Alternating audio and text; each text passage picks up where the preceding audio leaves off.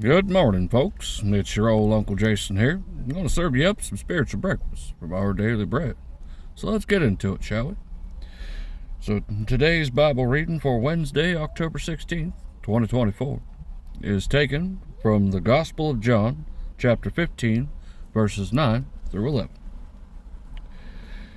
As the Father hath loved me, so have I loved you. Continue ye in my love.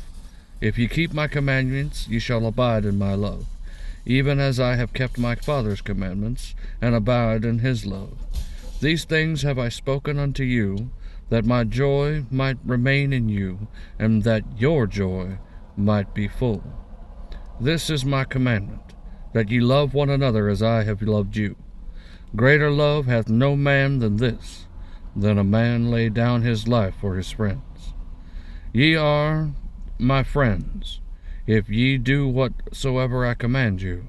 Henceforth I call you not servants, for a servant knoweth not what his Lord doeth. But I have called you friends, for all things that I have heard of my Father I have made known unto you. Ye have not chosen me, but I have chosen you, and ordained you, and ye should go and bring forth fruit, that your fruit should remain, that whatsoever ye shall ask of the Father in my name, he may give it to you. These things I command you, that ye love one another. If the world hate you, know that it hated me before it hated you. And if ye were of the world would love its own.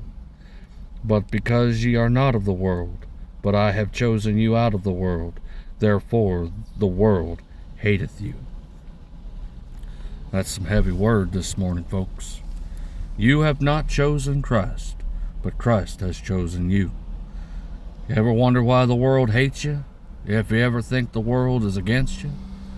Newsflash, it is. But not because anything you do, but because Christ has chosen you for his own. Remember that, folks. Remember that. The article today entitled "The Speed of Joy" is written by Sheridan Voisey. Go at the speed of joy. The phrase dropped into my mind as I prayerfully considered the year ahead one morning, and it seemed apt. I had a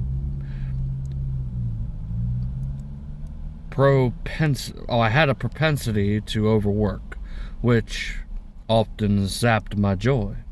So following this guidance, I committed to working in an enjoyable place in the coming year, making space for friends and joyful activities. This plan worked until March.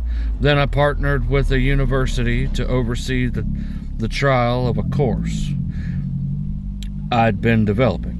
With students to enroll and teaching to deliver, I was soon working long hours to keep up. How could I go at the speed of joy now? Jesus promises joy to those who believe in him, telling us it comes through remaining in his love, John 15:9, and prayerfully bringing our needs to him, chapter 16, verse 24. I have told you this so that my joy may be in you, and that your joy may be complete, he says in 15:11. This joy comes as a gift through his Spirit, who we're to keep in step with, Galatians chapter 5, verse 22 through 25. I found I could only maintain joy during my busy period when I spent time each night in restful, trusting prayer. Since joy is so important, it makes sense to prioritize it in our schedules. But since life is never completely under our control, I'm glad another source of joy, the Spirit, is available to us. For me, going at the speed of joy now means going at the speed of prayer, making time to receive from the joy giver. Now that's some heavy word today, folks. Spending time with the Lord. Prayer, supplication, making your requests known unto him. Now there is a battle that I'm going through right now that I foolishly tried to do on my own. Still, at times I do, because I'm not as patient as I'd like to be. So I encourage you, if you feel like things are going just a wee bit too slow, why don't you pray that the Lord teaches you how to exercise your gift of patience. Why don't you pray the Lord ask you for wisdom? Ask him for wisdom. Because if any man lacketh wisdom, let him ask of God, who giveth unto all men liberally. And then believe you have received, and you will receive. But don't ask to consume it on your own lust. Make sure that whatever you're doing is for the glory of the Lord. Take, for example, this ministry. There are times I'm so exhausted that I can't even speak to you right now.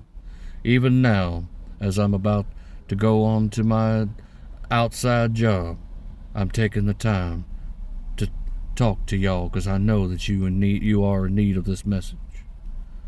The Lord has guided me to this place, to this point. You are chosen for a time such as this. You are the watchman on the wall. So let's take up the banner and start telling folk about the coming of Christ.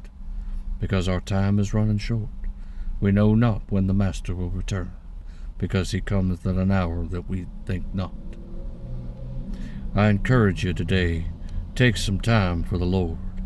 Take the first fruits of the day and devote it to him. Take the last fruits of the day, give it to him. And during the day, talk to him.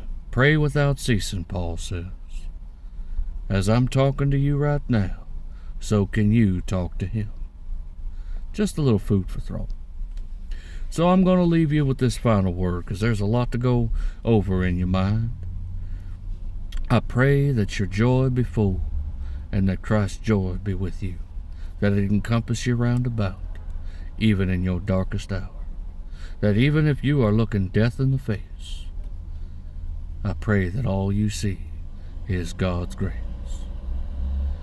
So in the name of Jesus, go ye into all the world, preach the gospel, and until we meet again, stay safe, stay blessed, and as always, stay in the shadow of the Almighty. This is your old Uncle Jason signing off.